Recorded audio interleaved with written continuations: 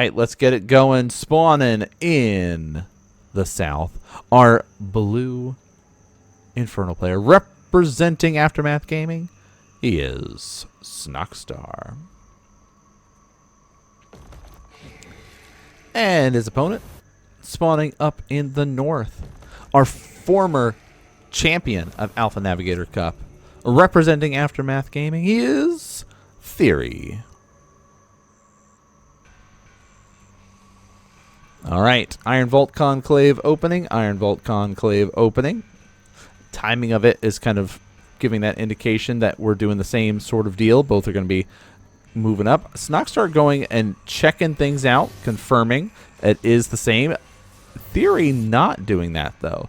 So, interesting note. So, one thing to note about that is, you know, oh, actually he got back sooner, quicker than his opponent did. Yeah, okay. That's fine. But yeah, we do get to see just kind of that initial, let's go in and let's start creeping right away. Do our normal stuff. Both players are going to be going through and attacking their heart camps here. They need that health camp to get themselves set up. They're going to be relying on those Hexens to be able to drop those plague skulls down and be able to produce and generate fiends off of that. It's all about control, making sure that your units are not actually going to be taking too much damage. And you see him pulling back those weakened ones there for it, because you should not end up losing these troops in that initial first fight. Yeah, there we go. Cleans it all up, no problem. We'll be able to grab that health camp. Both players are able to do so. You notice how they don't stay long enough to get them to full health either, all right? Or at least Theory doesn't. He's immediately going right in for the next camp, all right? Part of that is because he's got the energy that he could drop down using, of course, his effigy to help generate that extra health, that white health bar there that they are able to get. You know, same kind of deal. Snoxtar tries to get most of the way healed up, but there's also that healing flower available there that he could be able to hit if he needs to. But we're going to be seeing kind of that swath going across the top of red, the swath of blue at the bottom, as these players are setting themselves up and capturing as many camps as possible here. Energy camps are going to be grabbed next. Theory just slightly ahead in the camp capturing there. Expansion's going down, but expansion's already halfway done here for Snoxtar. So slight variation in difference in just speed at which these players are doing certain things, right? The micro focus of Theory is definitely a little bit faster, and he's actually feeling comfortable enough that he's going to try to take advantage based on the timing at which he's able to get over here. Tried to go for the snipe, could not get it in time, so we'll be able to kind of fall back there. But that's also that confirmation and the check. Okay, what does your army look like? How much of your troops do you have? You know, that sort of like check-in. Oh, how many gaunts? That's the big number that we're worried about in these early stages here, is how many gaunts do players actually have in these stages. So we will see another effigy goes down. Let's heal up our troops. Get ourselves ready for the next fight over the tower. And we are going to see a little cheeky, sneaky Fiend Scout coming in here. We're going to grab control of this health camp too. So this is going to be a nice little grab and scout check, right? How are you on your natural? Because ours is done. So Snoxtar are going to be coming in here and checking things out and making sure that everything is looking out the way that he wants it to. He goes, yeah, all right, I'll just be annoying. All right, these fiends are not going to kill the shrine. It's really just an annoyance thing at this point. There we go. Boom. No problem. With the brute couple gaunts here, we can send that away. But right now we've got 3 tower control to 4. One thing to kind of note in that stage of just like, oh, okay, the extra energy is under control for both players. We've got the Luminite Tower in favor of Theory. So yeah, he does not have this health one, but that's not as relevant as the actual resource ones that are set up over here. Oh, check that out. It's pinging out. I always like whenever I see those pings on the map there. But yeah, camps are going to be the next point for Snoxtar as he kind of goes about things. The Fiends are going to get pushed away here by Theory as he's ready to kind of set up here. We talked about the next stages, and part of that is going to be getting up to that greater shrine and starting to get those plague axes going. But yeah, Fiends just going to be annoying as much as possible, zipping all over the map and trying to grab what they can. This is going to be the big one that they're going to want to make sure that they have control over. I love that idea of having that, you know, farm over here, the meat farm here, that will be able to kind of help guaranteed control, especially if you know that your opponent is someone that is really good about sending their fiends around like this. This is going to be one of those things that might be worth it to be able to grab. But there we go, grabbing our own Illuminite camp over on the bottom side, as well as being able to have control of it on the top side. The Brute, though, is going to put an end to that little fiend, no problem, and recapture that here. But third base going down for both players, pretty much lining up. And this is kind of that, you know, indication of, yeah, these players are on the same team together. They grind. They know how to play this map, especially because it's been one that's been out for so long. And that is really nice to be able to confirm. Using our skull here, we get to get that confirmation where the base is and how it's moving along. So how are we doing on our next stages? Yep, there we go. Plague Axes, Ritual Chambers are out, up and running for these players here. Both about halfway done with it, but is there a opportunity or a spot to be able to find? Oh, check this out. Already breaking down the trees, finding the angle. So that's important if you're sitting on the bottom, so you can be able to work your way up and try to take over and capture these camps. But by doing that and kind of posturing and moving around here, you're putting yourself at risk of being able to be, you know, captured or taken out. But will there be that angle and opportunity that he needs? Because remember, every time a camp changes hands on the minimap, you know that. You can see that. So fiends go over, just scout and confirm. Also, it's a way to quick check what's your army look like, how many gaunts do you have, things like that. So we're going to be paying close attention to the gaunt numbers when it comes to the actual fight. Oh, and look, here's the big fight. Plague's going down on the back, trying to actually hit those gaunts. Gaunts in the for both sides are just raining axes, but the Brutes in the front is really what we care about, because they are able to kind of be the wall, the meat shield for the time being here, and kind of absorb a lot of the hits. But the gaunts in the back still doing a lot. They're going to start turning into a bunch of fiends, though. Those plagues that went down making a huge difference. Lots of gaunts still up in the north, left alive. Effigy dropped down for Theory as he's able to kind of maneuver and try to make sure that he's got what he needs to be able to push this all the way back. And he does actually come out ahead on this fight and start streaming his way forward here, but he's got to be careful. Shroudstone does end up popping here. Even though there's effigies around, it's not going to really matter too much. So he kind of repositions and goes down. In all of this, we were able to grab the Luminite. So even though we ended up, you know, not being able to commit too much with this fight, we're trading effectively in the ways that matter. We're being able to keep our gaunts alive. We've got our Hexen still alive here. A lot of fiends rushing over. If the fiends get on top of these gaunts, it actually makes a huge difference. Catching a couple more, though, is huge. Like, that little bit of just kind of shaving off unit after unit makes a huge difference in the overall army composition and the kind of that advantage that we're trying to grab here. And boom, another effigy gets dropped down. This is our big forward position, and careful with the plague coming down, dropping on the Hexen. Reinforcements going to get cut off over there with the extra gaunts, but it looks like there's not much here up at the front. We do have defender's advantage, but is it going to actually matter as we're pouncing on top of the middle line? It looks like it is not going to matter. GG is called. Theory takes game number 1 here in this best of 5 series. What a great way to start. Both players were sitting here and doing their kind of full power of just saying, I understand how this map works. Let's get ourselves set up in a good position. And it was really that fight over that next base, right? Up at the top, can we get control of what we need to get control of?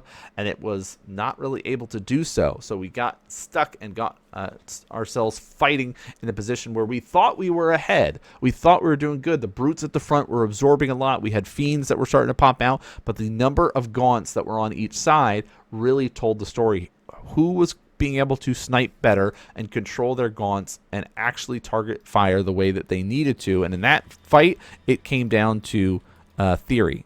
Theory was able to do that. So allowed him to kind of keep that momentum going, keep moving in the direction that he needed to kind of maneuver himself down towards the natural, kept sniping reinforcements that were showing up.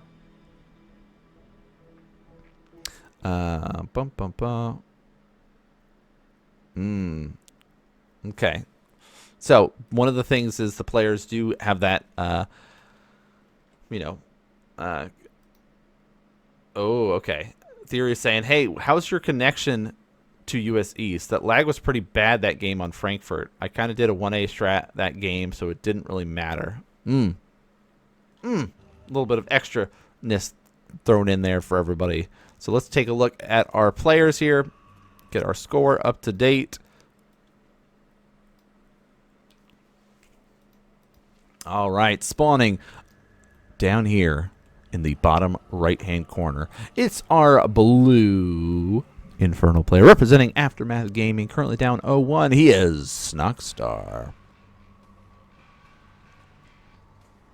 And his opponent, spawning up in the north, representing Aftermath Gaming, he is currently leading 1-0.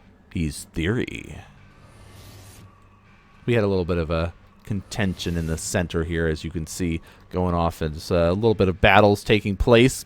Hexen gets out, no problem there. Just kind of the normal little poke and prod battles. But again, this kind of Ruination. It's the newest map if you have not been following along with as much Stormgate action. Here's one of the newer maps that exists in the pool.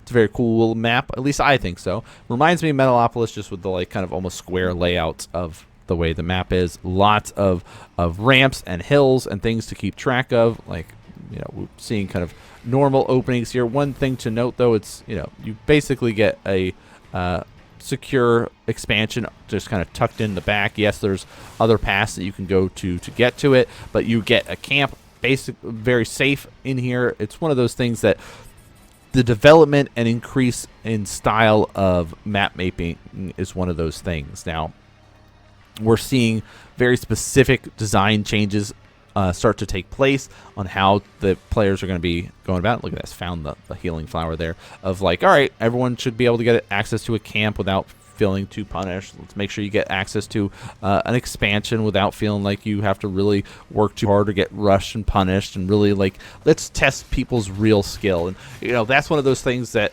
we start to saw in other RTS, and map making development plays a huge role in, you know, oftentimes the balance of the games. We know like Artosis did some like non-creep based maps and stuff like that, and I don't know if that's the way to go about things. A lot of people are like, oh, I don't want creeps in a non-hero game. Like Warcraft 3 is very focused on the creeping stage of the game, and you're supposed to be always active in Warcraft 3. Very similar to the way you could think about this, is you need to be always active of trying to fight, take camps, do that sort of contention.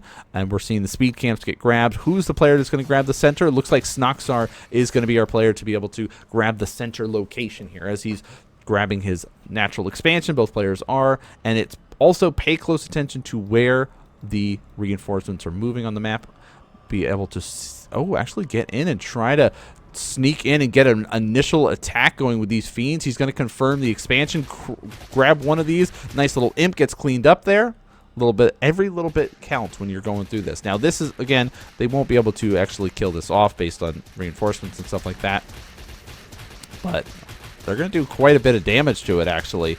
Wow, they're doing more than I thought they'd be able to do, but not now that the army is here. Got to be careful not to lose these gaunts. They're going to try to surround them the best they can, but they will be able to get out. But yeah, man, they brought that down to half health there. That's crazy. So the fiends will get trapped over in the corner and cleaned up, no problems. But confirming, we got an imp. We got to be able to get the base to half health. So maybe a potential another fiend run by in the future could end up happening.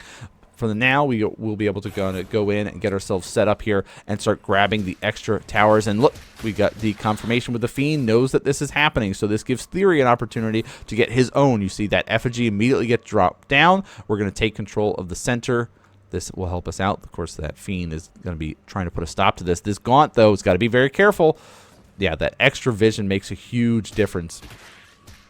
And this fight up this hill is a huge hill. Like, you just watch these troops, like, run up this hill here.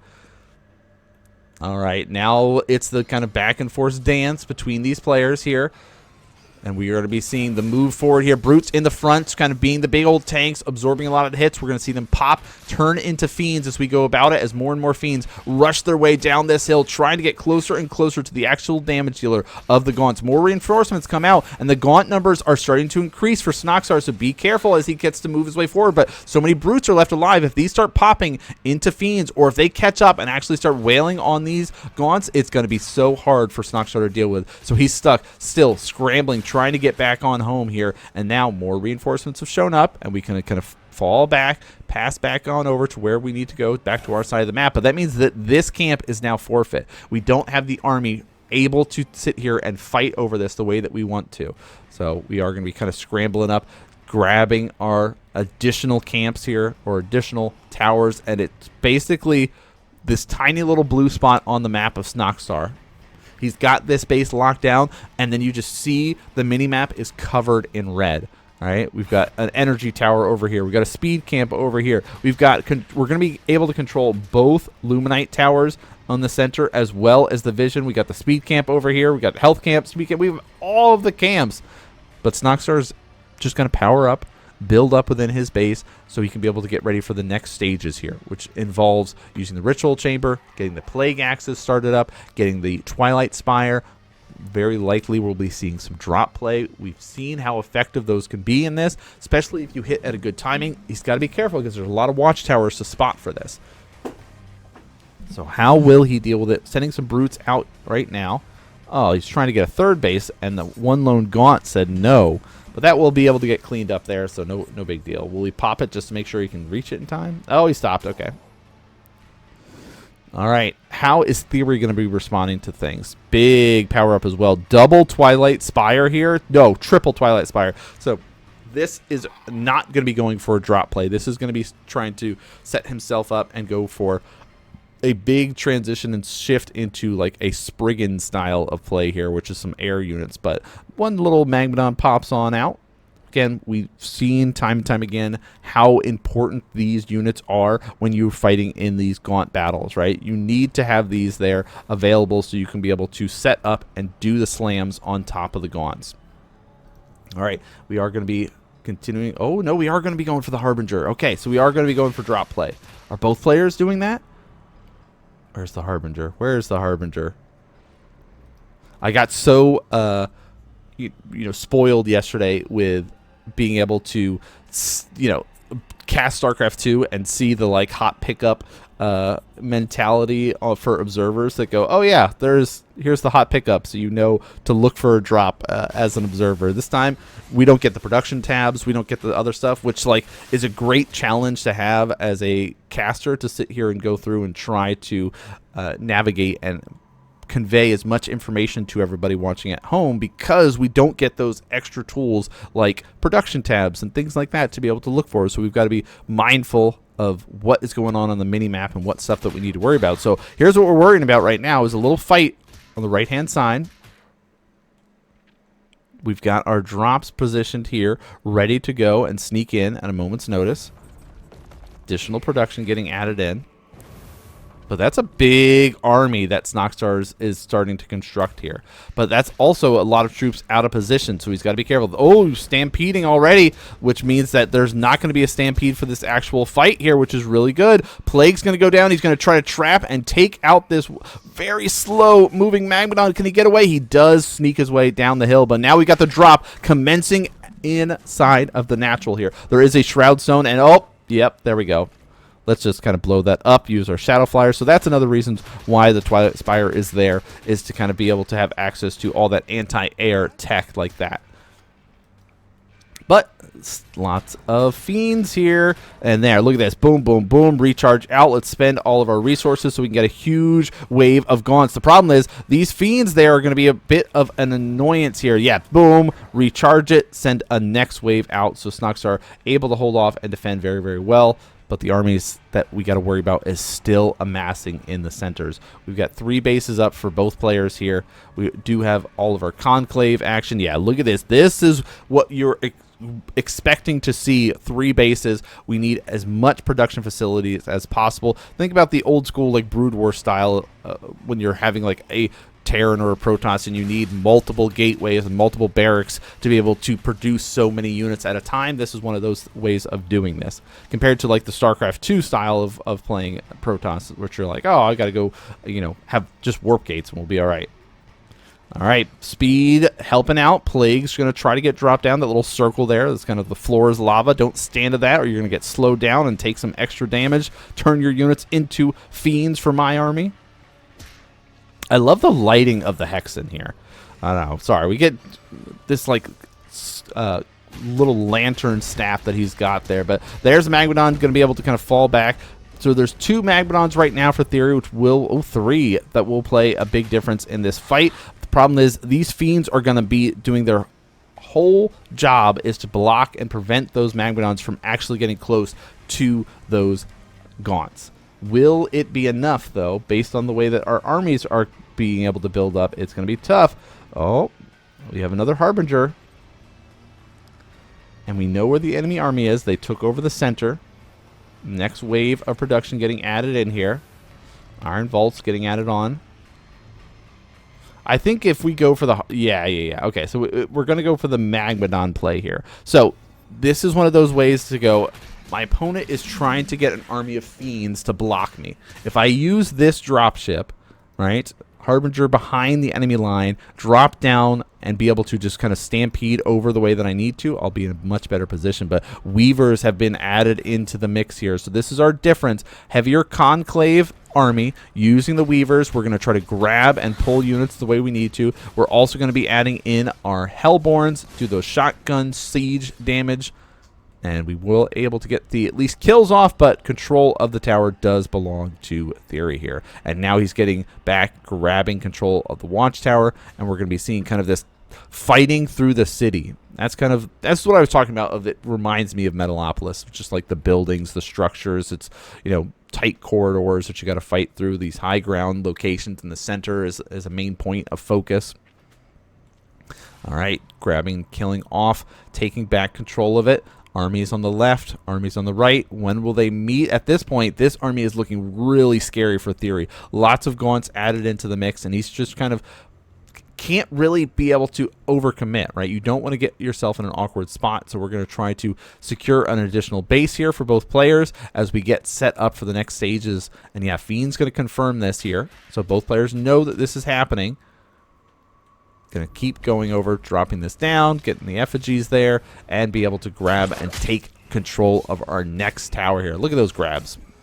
That's the cool thing about the Weavers is they've got that kind of yank, get over here style of ability that allows you to kind of grab those key units that matter in an actual fight here. So, all right, it looks like it might be time. Here we go. Plague's going to start going down. Couple of troops moving their way forward here. Weavers grabbing Weavers, so it does have that extra stun that happens afterward. But watch this as we get the Harbinger getting closer. It drops down, and look at this. We tried to get it with our little bit of flyers, but it wasn't actually able to work. And no, we weren't able to get any stuns off the way we wanted, but so many gaunts are here. Not all of them are getting into the fight, which is a problem. Weavers, though, grabbing more Weavers, but just the amount of red is starting to encompass all of Snoxtar's army as it slowly starts to fall. More and more fiends get added into this army, and GG is called. Theory takes game number 2 here. What an overwhelming force. When we finally got our chance to get into combat and battle it out there, we got to see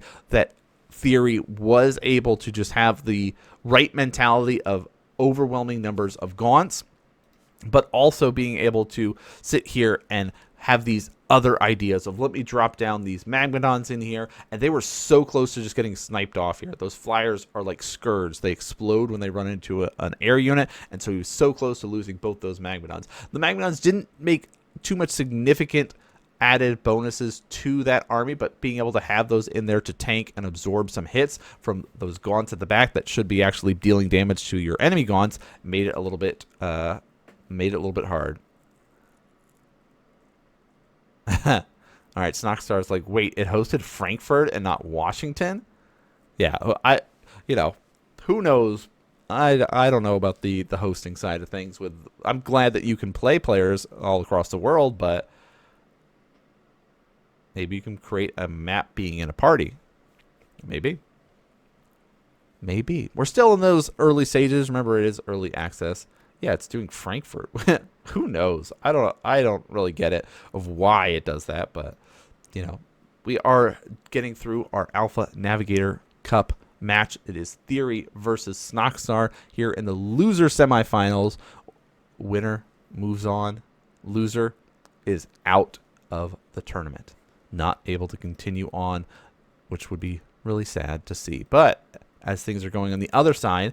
MSRM is currently up 1-0 versus High. All right.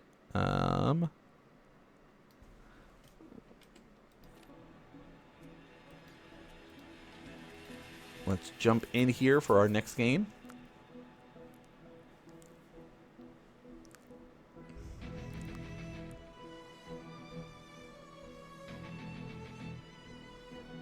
All right, Isle of Dread for game number 3 here. Aftermath Gaming versus Aftermath Gaming team kill in Alpha Navigator Cup finals. And let's load in here for game number 3. Where's my... There we go. Oh, we should change our scores. All right, let's change our scores. It is 2-0. All right, so spawning down here in the bottom of Isle of Dread, it is our blue Infernal player representing Aftermath Gaming. His tournament life is on the line. If he is eliminated here in this game, he is out of the tournament. He is Snoxtar. His opponent, spawning up in the north, our former champion of Alpha Navigator Cup, currently leading 2-0 in this series, also representing Aftermath Gaming. He is Theory.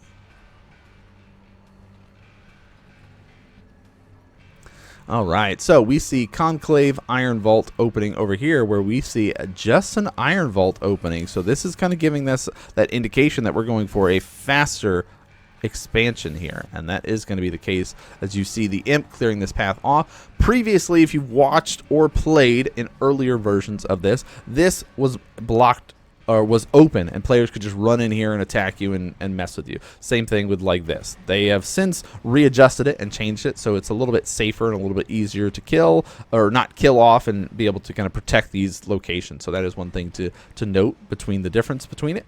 Now we're going to be seeing aggression take place, going for the health camp. Again, it's a little bit easier to be able to kill these things. Plus, if you do this early on and grab it, you just heal up the units that took damage in the fight. Because it's got this shrubbery here, only Gaunts and Hexen can be able to fit through here. Fiends as well, so Brutes not able to fit through here. But that's okay. Our goal is to be able to deal as much damage as possible, try to keep and micro our units so they don't die. Easy peasy between these two players here. Brutes get it added to the mix here, and we went for the destroy the trees, create a meat farm, help us kind of lock down this camp that way. And there, look at this speed camp grabbed first. So that's kind of the opposite effect. Snoxtar going for the speed camp first, and then going in and grabbing the health camp, where we do see kind of the opposite effects here. We're going to get speed camp last, but we went for a conclave opening compared to a brute opening. So that's part of the, we had to do a little bit of extra work to get in and secure this. Now, when will Theory be able to scout and get confirmation about the expansion? That's going to be the thing that we're going to be interested in seeing. But now, both players doing their normal creeping up at the beginning of the map, right? Grabbed our speed, grab our health camp, and now we're going right in and going to grab our watchtower, that vision camp here.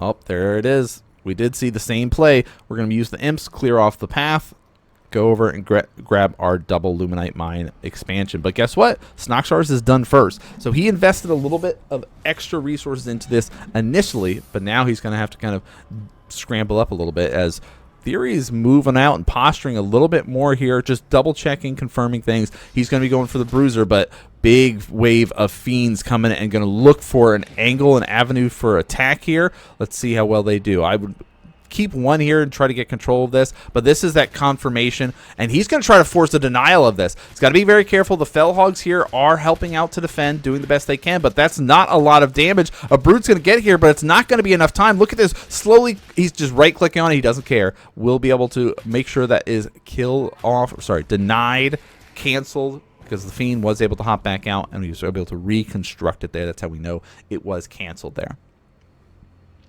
But that's the stuff that you want to see. Knowing that you have your base up and running, you really got to, force your opponent into an awkward spot that they don't want to be in. We do have to be mindful, though, that the amount of camps that have been secured for Theory has given him a boost to his economy that even though he has not taken his expansion yet, he still has an extra added bonus from killing these minions. Every time you kill it, you get a little bit of resources that you can then spend and help increase your army. He's also been going for a heavier conclave build, so those gaunts that we've talked about being such an impactful set of units in the actual fights are more in favor right now of Theory, but he's going to be expanding up, getting his expansion ready.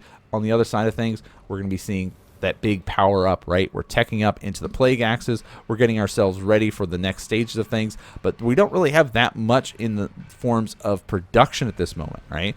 The resources that we have gone into kind of the tech route, right? We've got Magmadons added in instead. We're going to clear better pathways for us to help defend ourselves, and we're just going to be relying heavily on our, tech units and our power units to help get us through this instead of relying more on numbers here. So will numbers weigh out over superior tech routes? We'll find out as we get into kind of the next stage of the game, as both players are really going to start powering up here as their expansions come online and get us into this kind of mid stage of the game, or the next big point of the game that we're going to be getting to, which involves a lot of these players just kind of posturing up, seeing who can control the most towers, seeing where we can be able to sneak in and get some advantages through, using our fiends effectively to be able to zip around the map, grab onto things, do things like that. So we will be seeing Magmadons doing a great job tanking, slamming down, doing that added bonus damage here to help out and make sure that this is possible to be able to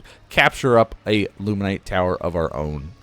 But the right-hand side of the map is all red all the time, and we've got a wave of gaunts coming over here to be able to kind of grab an additional tower. Therium tower in particular will be able to be grabbed. Also, we get to, just kind of confirm what things look like, where our army is. Effigy dropping down, make this easier like we've talked about.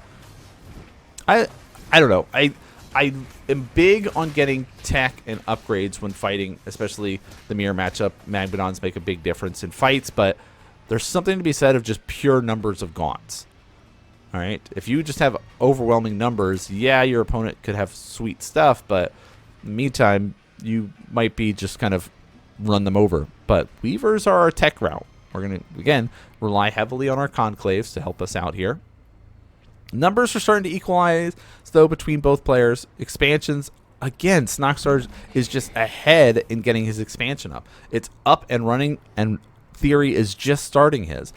So, even-wise, we're still pretty even between the two. There's just these slight variations in speed at which players are choosing to prioritize certain things, like choosing to prioritize taking their expansions as opposed to being able to just go bigger army.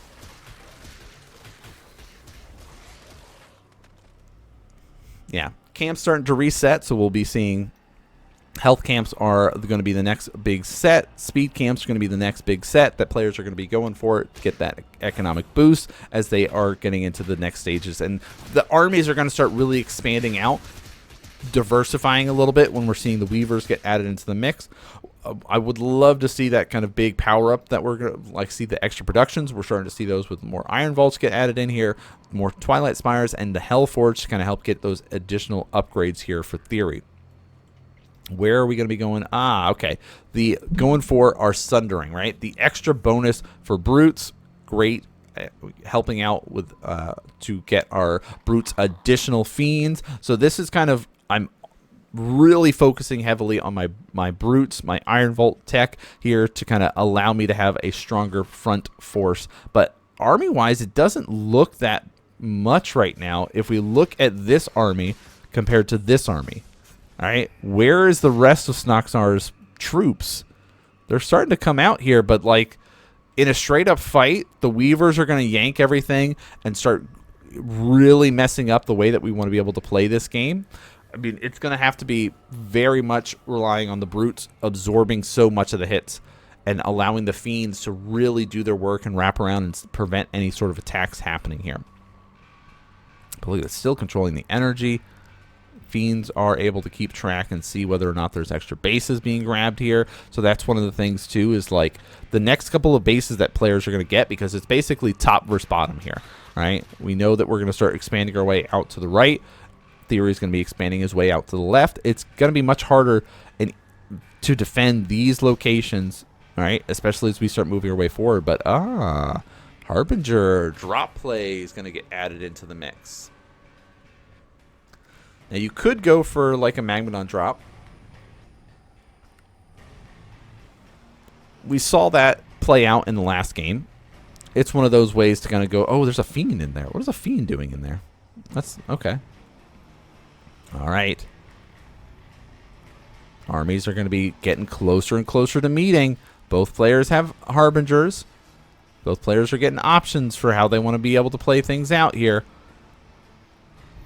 Keep an eye on the banks of these players too. Snoxtar is starting to build up quite a bit of bank and not really having the production to spend it. So we see, yeah, there's the big power-up mode that we were expecting, where you start adding on a bunch of production here. So all these expansions have really started to kick in, and now he's getting himself ready for that kind of, I need to spend all these resources and have a huge spike in my actual power on the map here. And we were looking at it initially. This is looking really scary, especially because we've got the Shadow Flyers added in there, but the Weavers are here. Gaunt count is going to be the big thing that we're going to be kind of keeping track of and noticing when it comes to the fight. But when do we actually get into the fight? This is one of those, like, it's Isle of Dread's such a cool map because it really gets us into these big macro and really big decision-making moments where we can really just like take our time and really kind of construct and craft a super strong army. The fact that this is still under Theory's control is a little bit painful there for Snoxtar, but not that big a deal. But this is the stuff that, like we talk about, is because it's big, epic, long games that we can be able to have as we're getting later and later into this game. We get to really get those, I'm going to craft the perfect area that I want to be able to have a fight at. I want to be able to set myself up in a better position here so I can have my army spread out and get this huge concave going on things. But both players pretty even as it goes about things. We're noticing just like upgrade-wise, things are looking pretty good. No additional upgrades for the Magmadons. Hellborns are added into the mix now. So that's our difference for Snoxtar. How are things looking over here? Yeah, we're not really going for the Hellborns. That's something that we've noticed here with Theories. He goes for that heavier conclave. Let's add in our Weavers. Let's add in, the Magmadons as need be, but we don't really need the Hellborns. Hellborns do really, actually have quite a bit of an impact here, but before long, we're going to end up running into, an actual engagement for these players. It's been a lot of just sort of posture at people and look at each other and see what they're doing and monitor the mini-map about whether or not we're sitting here and grabbing the right camps for things. And that's going to be kind of our setup here. But, this base is set up nicely on the bottom right. We've got basically all the bases that we might, want, where Theory decided to go for that additional resource. He says, you know what? I actually am in better need of Therium compared to my Luminite mine, so we're going to go for that. And hey, let's get in here and do some cheeky harassment for the first time in a while, and we'll be actually forcing in and sniping. We're just going to go for that right click on it. Will we get able to get it in time? It's going to be close. I think we might have enough to be able to take it, and it looks like we will. With that nice little right click, take them out. Hellborn's added in for Theory, but we lost a base in the process. Will that be enough to force Theory's hand? Will he now move across the map and try to make something happen? It looks like that's his next stage. He's going to be going and saying, hey, that was not nice. Now it's my turn to move over and see what you do with this. But you don't want to yeah, look at this. That's nuts with this army composition here. You don't want to just kind of overcommit here. Snoxtar has been able to get a big boost having this fourth base up and running, having this fifth base up and running even. When you think about, he's got the entire side of his map really taken except for one base. So he's like, well, I have a lot of production here. Let's go. I've sniped your base. I feel like this is my time, all right? Nothing in the Harbinger at the moment, but a lot of players have Shadow Flyers, so it's you know, one of those things to just kind of be aware of. But pay close attention to the Weavers and their grabs. We also need to know about where the Gaunts are. Boom! Big hits coming down from those Hellborns, as this is so much damage. And the Flayed Dragon is here as well. So this is going to be able to add a nice little bit of siege breaking in this moment. And you look, and it's just pure chaos on the battlefield. But the Weavers are going to be grabbing so much here. The problem is these Hellborns kind of left in the back on their own, able to just kind of drain fire from above here, and it's going to be sitting with just kind of Weavers left for Theory. His army supply is starting to diminish, but there we see more Gaunts getting added in, our Flayed Dragon getting added into the mix, but so many of the Gaunts for Snoxtar not actually in the fight here, but he doesn't really need them. He's had so much power from his Fiends up in the front, and GG is called. We finally had our big final battle, that big epic conclusion to this kind of cold war between these two players on this map, and it takes Snoxtar to get his first map victory there on this game. What a match. What a match. That was crazy little, just kind of, both players are really playing that long macro game and really hoping to get into kind of the late stages for it, and we got in there and we got to see Snoxtar take that match. So really, really cool. It's now 1-2 in favor of Theory, but both these teammates battling it out here in the loser bracket semis. Tournament life is on the line, and that's the kind of Infernal versus Infernal stuff that I love to see, that kind of epic late game stages where we've crafted the armies that we wanted to. We've gotten our upgrades for our Hellborn, so they're just raining fire down, and it was like really coming down to that pure number advantage. All of those bases were able to kind of really kick in, 5 bases to the 4 of Theory, and all of that production just channeled straight into creating as many units as possible. Had the upgrades for the Brutes, had the upgrades for the Fiends. We created a wall in front of us. Weavers are great. They can grab units, they can stun them, they can do all this stuff, but if you just don't have the numbers to keep up with just yanking, then what are you going to end up doing? And that's kind of where it came out. There was about 3,000 minerals mined more for Snoxtar than Theory there, which is kind of crazy when you think about how many troops you can actually produce with 3,000 extra minerals. So now we're going to be jumping in. Next game loading up here. Hope everybody's been enjoying our Stormgate matches that we're doing on Sunday. It's been a little bit since we've been able to watch, but we always make sure to cast up Alpha Navigator Cup finals because there's such high level exciting games like this series here between Theory and Snoxtar, and we're going to be jumping into Furious Resolve, another very cool map.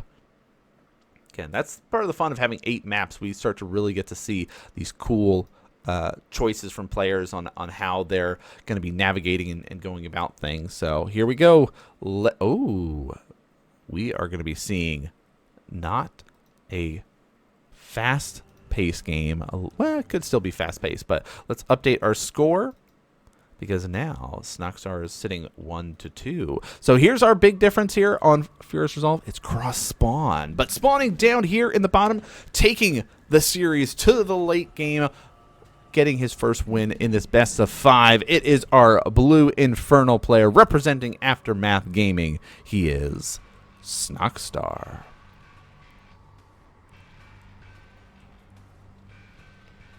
And his opponent, representing Aftermath Gaming, our former champion of Alpha Navigators Cup, a red Infernal player, currently leading 2-1. He is Theory. All right, so this is one of those like normal things on this map in particular of building placements.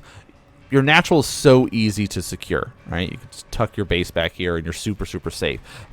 Placing your structures out here and getting out there and creeping as quickly as possible makes things a little bit different because you see both players are going for their health camps here, but it's not at their base. So that's one of those things about Furious Resolve that's cool, is it's safe and it's easy to secure your locations, but it's also like you have to go out of your safe little bubble that you've created to get out there and actually get camps.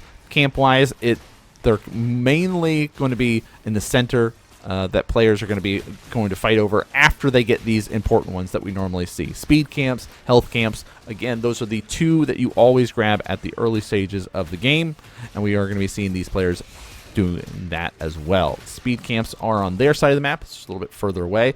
Like, you look at this map and you think, oh, it's not that bad. It's not that big of a map. But like when you actually get around and start maneuvering around and keeping track of how the bases are set up, it is a pretty wide open and large area, right? Compared to some of those like high ground, low ground areas in some of the other maps. Another thing to note is this map does have this skull squisher on it. All right, big old siege boy.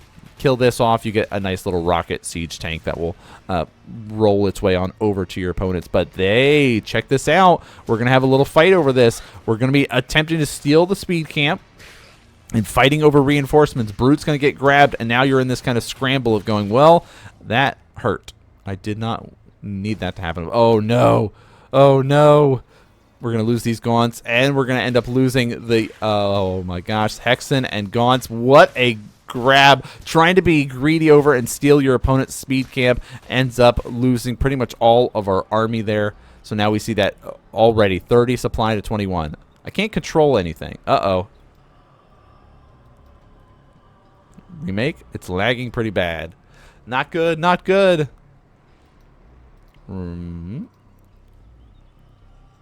Yeah, I want to remake on NA server this map. Serious is not. Game 5, maybe. All right, I like that. You know, good. Like, that's part of that like element of them both being teammates. They're just like, yeah, it sucks. I can't control the things that I want to the way that I want to.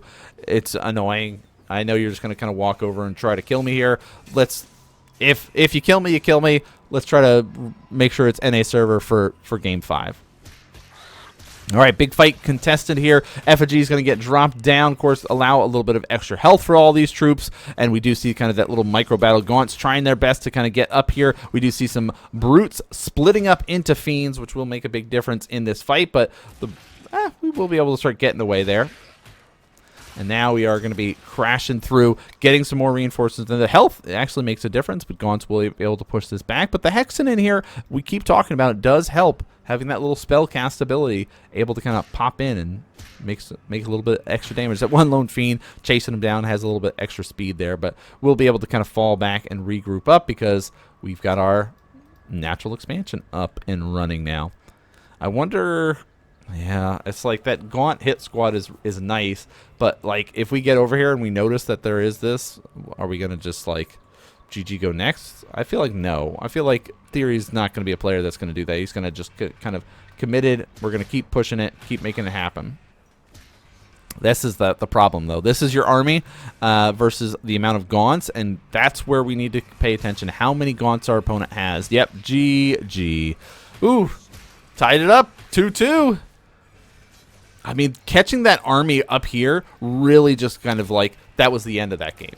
Like, we knew exactly what was going to happen and when it was going to happen. After that happened, it was just done. Donezo. Yeah, a little bit of weird.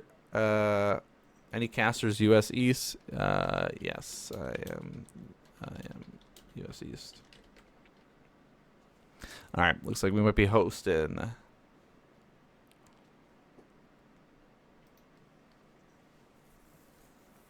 Okay, awesome. All right. Let's get it. Lost Hope? Yes. Yep. Let's do some Lost Hope. All right, Lost Hope. Lost Hope.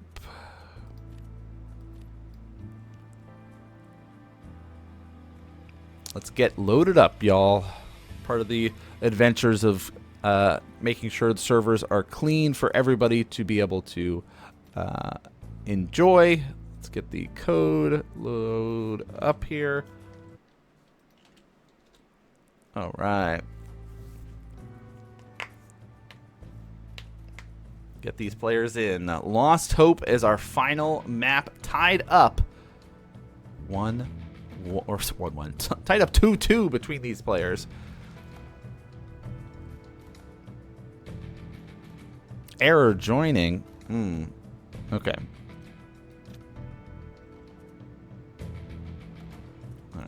Try again.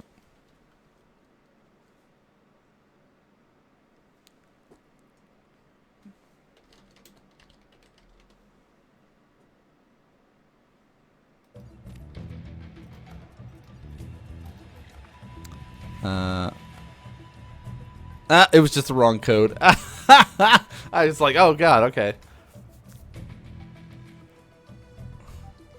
Let's try it again. Alright, let's try this again.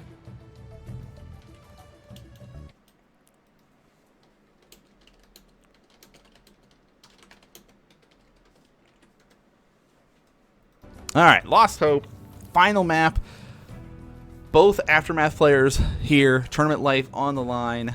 Let's see if we can host the game and let the players in. Hey, there's Snoxtar in. There's Theory.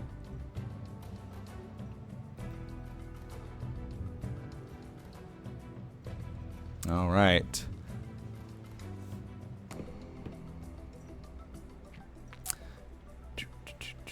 All right. I'm excited. This will be a good one. All right, all players are ready. Let's go. Lost Hope, final game in the loser bracket semifinals. Means that we are essentially set up for 3-4 more games today. But we will be jumping into this one because this is a super exciting one, because this one determines who actually is moving on in our tournament. Lost Hope is our choice of maps. Let's adjust our scores because it's tied up 2-2. There we go, spawning up in the north, tying the series up with powerful infernal early game and economic game plans for the last couple games. It's going to be Aftermath Gaming's Snoxtar. And his opponent spawning in the south, representing Aftermath Gaming, our former champion, Theory. So I'm running into a little bit of lag issues last game. Made it a little bit hard. Now we're going to be getting things set up here. And it is vertical spawns. We talked about this before, but this little tree line does play an important role in this map, specifically because of the way that they can be able to destroy the tree line with magmadons, things like that. We do have a conclave opening into an iron vault here. Same thing for Theory. Again, let's go and fight over it. Going for the speed camp first. Now, this could be two things here. By going for the speed camp first, you know, we could be trying to rush over and attack and contest our opponent's speed camp next and take advantage of the fact that we already will have speed. Our opponent, of course, is going for the more traditional side of things. You know, going for the health camp here. So Theory is going to be setting that up and getting himself ready. Does kind of micro back. We'll be able to heal up for a second, get himself in position. But no, we're going to speed our way on over and get our own health camp. So, yeah, nothing too crazy early on. Both players are going to be kind of posturing and pushing up and getting their camps set up. I like the meat farm choice of having that up in the center. Again, that helps us get control of the vision camp that we'll be able to want. And, ooh, Fiend going to come over here and get some scouting information, confirming what's going on. This is also important to see whether or not there's going to be a natural taken or not. And we see no natural location yet. Danger to be able to fight this right now, because here comes the enemy moving their way across. And Snoxtar moving in, trying to contest this and fight Theory over this. It's going to be a battle and see who can gain control of it quicker. Fellhogs are doing their best to kind of fight that camp. Not going to actually make much of a difference there, but we are able to grab that little healing flower and kind of back up a little bit and regroup ourselves up over here. Yeah, now we got to be careful. Our meat farm is going to burn. Got to make sure we can actually stop that from dying. But yeah, grab the speed camp again. Snoxtar's goal right now is to contest this and keep pushing up. Again, last hitting does matter when it comes to camps. If you are the one that gets the last hit off, you are able to get the resources that would provide. So Effigy comes down. Let's get an extra bit of health there. And now we're going to be seeing the big fight over that.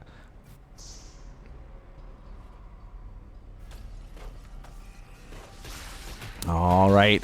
ignoring the camp altogether. Oh, we almost got it with the skull, but not able to. Taking out the meat farm does actually matter here. You know, Theory will be sitting 35 out of 27 available supplies, so he is supply cap, not able to produce anything else. Snoxtar is sitting there with his 30 out of 31, so kind of going to start making his own meat farm, setting himself up. So both players kind of locked in, more focus on the micro. Losing that, of course, meat farm does supply cap Theory for a little bit longer. He's got to spend a little bit more resources than he might like to be able to kind of handle that there. So Skull does get the confirmation that there is an expansion going down.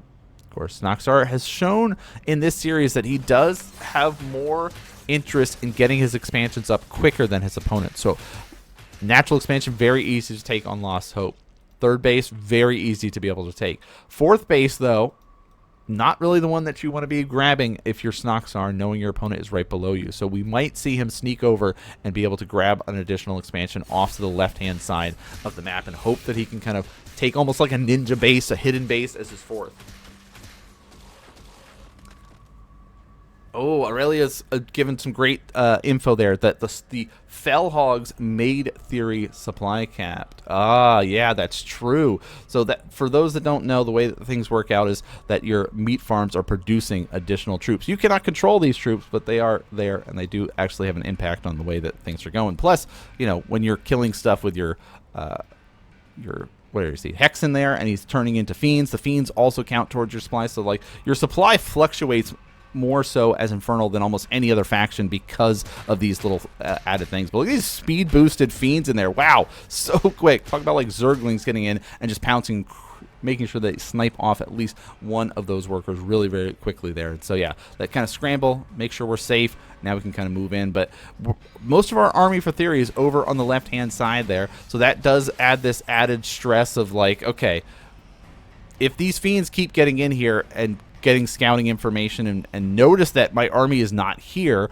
there's like an opportunity for a potential like push to be moving across the map. That's not going to be happening at the moment because Snoxtar's focus is on economy. He's taking his third base, but he's always active with his troops. He's sending out those Fiends, trying to get information about where the enemy's army is, where the bases are, how many bases there are, stuff like that. So this is kind of that traditional RTS strategy versus Stormgate strategy, right? You're going for, I need expansions, I need to keep up with my production and get a strong economic backbone, where Theory is like, well, I'm going to produce a lot of stuff and then I'm just going to get a lot of resources from all these camps here and then make even more stuff. It's just, you know, the different styles are really showing of the ways that you can play this game. And that's kind of the cool thing about Stormgate and RTSs in general, is that flexibility and creativity that players have when it comes to playing a game like this.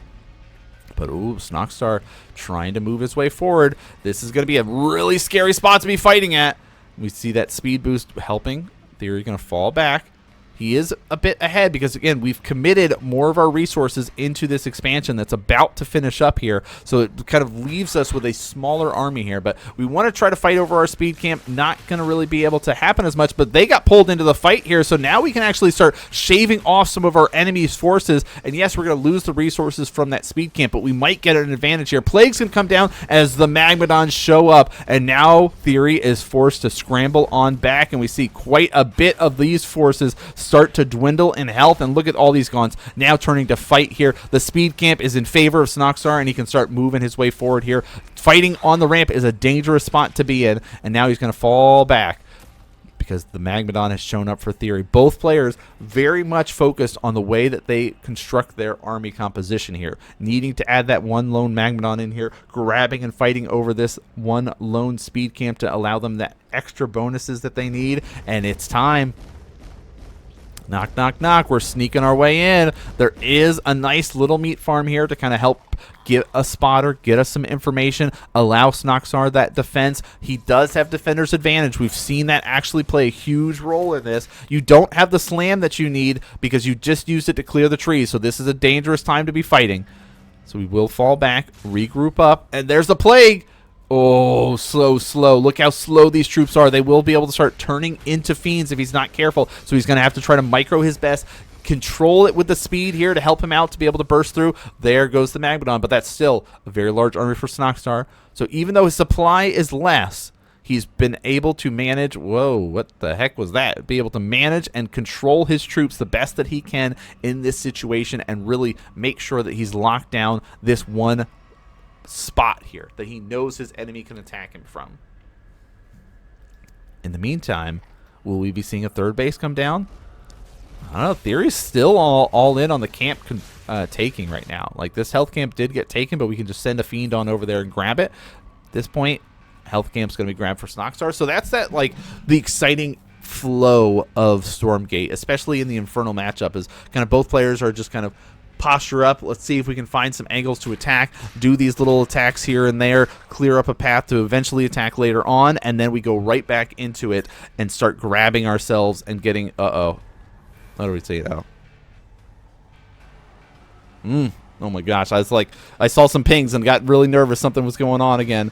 Like maybe the bug with the dragon there, but no, nothing like that yet. But we've got there's Shroudstone coming down here to help us. Plague trying to get dropped down, but it is not going to actually hit the troops there. Magmadon stampeding their way forward. There's 3 here for Theory, and he's going to make his way forward and try to get on top of the enemy army here. We're going to see the gaunt start to spread out for both players here. All of them are going to be that main damage dealer in this army, so pay close attention to how many are left alive. And there's that defender's advantage of Snoxtar charging his way forward here, getting on top of Weaver. Comes in and immediately stuns him out and stops him there, but the few Magmadons are left for Theory, still charging the way forward, continuing to micro his way back and keeping all of his gaunts alive here. Another Magmadon pops out. Is it going to be enough? That Weaver is still there. It's going to be very tough, and he will starting to slice that guy in half, but so much health on that thing. It takes so long to be able to clean up. Magmadons will be able to fall for both players here, but lots of gaunts still left alive for Theory, still putting a lot of pressure on him here. We are seeing an expansion get taken behind all this, but this is a lot of enemy inside of your base. That defender's advantage, though, really going to help out, because look at this. Plague coming down. Let's slow him down. Magmadon's going to come and start crushing the last of them, and now we're going to clean up the remaining forces that Theory had sent our way. Great timing there, hitting that Plague right as the Magmadon spawn to be able to clean up that last couple troops. Next wave comes out, though. Is it going to be enough? It does not look. He's going to scramble on back. Oh no, the last couple troops, they got auto-moved, grabbed with everybody else, and now will be pulled back in here. Snoxtar able to push Theory out of his base, and now he is the one that has the map control, can start moving his way around, grabbing all of the camps that he needs to, because Theory is stuck back on the defender's mode. Doesn't have too much back at home. You see his supplies drop down to 58, but it's still extremely difficult to end a game and kill somebody. We saw that there was about a 20 supply difference going into that fight, and it wasn't enough to really make a difference, but here is a way to make a difference. Harbinger getting added in, and this can be able to add an added bonus of, look at this, you see that path, he's going right over here, going to hide along the edge of the map, sneak his way in, and drop right down here. Now, this will be able to get responded to relatively quickly, but pay close attention to how many of these imps actually get cleaned up here. All right, dropping down. We're going to get some fiends. Shroudstone does get dropped down to try to help save this. And will we be able to get out? He loads up and will be able to. Oh, nice. Recalls on over. There's at least a Weaver there to help him out. Can you grab Harbingers with the Weaver grab? For some reason in my brain, I always thought it was just ground units. Does it tell us? No, we can't see it on here. We don't get all that tooltip stuff. I was assuming it's only ground units, but if you can grab air units too. I mean, it's big enough that you could do that, right? A couple fiends get loaded up in there. Oh, so that's also why when we grabbed all of our troops to try to retreat, we grabbed a couple of fiends, so those couple of gaunts that were trapped over here could not be able to. Ah, okay, so you can lash when it's on the ground. Okay, so when Harbinger lands, you are able to. So that makes sense. Yeah, so it is ground-based only. But there's the dragon. Okay. Big speed boost going to be coming out for Snoxtar. So again, supply-wise, it's still pretty even, but there are a few things that are going to make Snoxtar's army a little bit scarier here. Having the dragon makes a huge difference. Gaunt count is still pretty high there for Theory, so that's going to be something to keep in mind. The problem is that Rain of Plague that the Dragon has available will make it really hard for these Gaunts to be able to stay alive here. Do we have access to a bunch of Shadow Flyers? I don't really think we have it. Okay, we did get the Twilight Spire in now, so we do have access to it. We're getting into kind of those later stages. All dragon all the time. Oh, there it is. That's that base we talked about being able to sneak in. We destroyed the trees, so we were able to get in and get this extra base. And the Fiend comes over here and will scout this and get the confirmation. In the meantime, couple of Gaunts sneaking in. What are you doing over here, friends? Those will get cleaned up, no problem. But still. Harbingers left alive. I mean, we've talked about the ways that you can utilize the Harbingers. We've got the harassment style with it. It's also, if your opponent is going to be starting to amass up their own Shadow Flyers, this also acts as an absorption to try to protect your dragon. So keep that in mind as more and more bases start to get taken here for Snoxtar. Basically in that mindset that you've heard in RTSs, if you're ahead, get more ahead. Yes, you could go try to end the game, but it's so hard to actually break in and try to end the game there with Infernal versus Infernal when your opponent is defended in their base like that, have so much of their Sim City there to help protect them. Another added bonus, the Harbinger does get to drop down that Shroud to help out there. But just pay attention to how these Shadow Flyers hit when we get into our next little bit of combat here. But both players are going to have Shadow Flyers. Only one dragon. No dragon yet for Theory. Last time Theory's dragon bugged out. We'll see if that happens again here. Or was it Snoxtar's? Snoxtar's bugged out? That's when you start casting so much games between yesterday and today, my brain starts mixing up which player did what. But that's okay.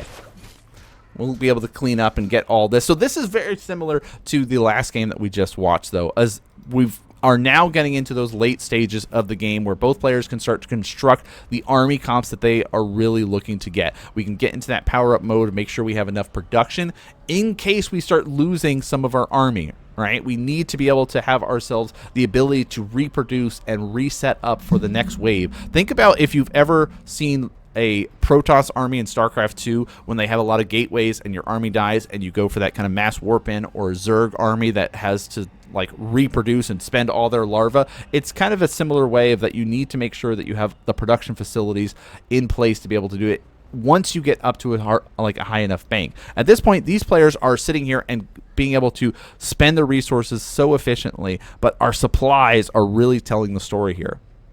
235 to 160. Yes, this army for Theory looks scary with the amount of Gaunts. He started to add the Hellborns in here. He's got a couple of Weavers, but, you know, this is the army that you should be more afraid of. He's got a great mix of Brutes, Hellborns, Gaunts, the Dragons there, and seeing what the army looked like, sending those across, it's kind of that like, oh, I feel like I could take this. All right, here we go. We're going in. It's going to be tough. Plagues are starting to go down. Hellborns are going to start raining fires. Gaunts, oh my gosh, everyone's just trying to stream their way through, and that is not the spot that you want to fight in. But this is okay because it's a bit of a distraction as the Fiends pounce and steal a Hellborn all by themselves. Great little catch there. Now they can kind of continue to be a nuisance and run all over the map. Distract your opponent. A nice little Shroud Stone is going to get dropped down to help defend this location, but that's not really the main area that we need to worry about. But this is something that Theory now has to worry about. Going, well, whatever your army is, I have to worry about a wave of Fiends potentially coming in and messing with me here. But Theory back inside of his main base now, really defensive up, and we've talked about how hard it is to crack a player in this game, and we're going to see it right now if Snoxtar has enough. Shadow Flyers on the right-hand side dancing with each other, trying to get their explosions off, and now we're going to see the Hellborn start raining fire from above. The Plague Dragon circling overhead, waiting for the opportunity to get in, and he's seen it. We're going to see the Plague drop down on the Gaunts here. All of these Fiends creating just such a wall of meat in front of it so the actual Gaunts can't get in. Wow, just crazy amount of fire drop down on the Gaunts, and we're going to start seeing them crumble and fall apart here as Theory's supply begins to plummet. Snoxtar continues to stream troops across the map. That's what all those extra production facilities have been added on. More Gaunts, more Fiends coming across. GG, well played. Our former champion Theory taps out to his teammate, and Snoxtar moves on in Alpha Navigator Cup Finals. What a game there. that was great series overall. Such a back and forth, starting out with Theory taking a lead, going up 2 games there, having Snoxtar come back, win 3 in a row to be able to show that, yep, he also has the skills to be a top Infernal player here. And let's do one of these, get our light going. Bam. All right. Thanks for everybody tuning in and watching today. This is the Alpha Navigator Cup Finals here, Season 2 final. There have been, well, I guess if you count 3, if you will, we had Alpha Navigator Cup 0, which was won by Theory. So this was a big deal as a former champion that just got knocked out. Mixu won Season number 1. He was not able to play. He had to get dropped out. Now we have a chance for a brand new champion for Alpha Navigator Cup Season 2 finals.